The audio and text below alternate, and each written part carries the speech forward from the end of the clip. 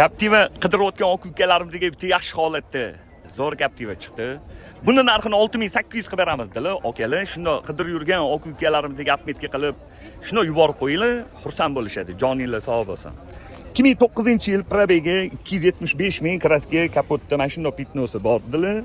Kriloda ham bor ekan, udarlar yo'q, motor almashgan, polniy dokument qildirib qo'yganlar, 4 ta balon yaxshi holatda.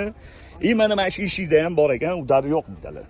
Ustalar bilan bemalol ko'rib tekshirib olasizlar. 4-chi pakaleniya metan gazlari bor, holati zo'r ekanlar ekan. Xo'p, salon holatlari yaxshi, radnoyam zalotoyam yaqinim, salonlari zo'r turibdi. Faqat ikkita oldida chexoli bor ekan.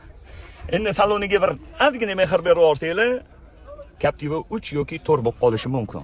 2009-yil 275 ming yurgan, ustalar bilan yaxshilab tekshirib olinglar, motor hadovoylarda ishi yo'q dedilar. Egalarining nomeri, buni narxini 6800 qilib beramiz, bosinglar.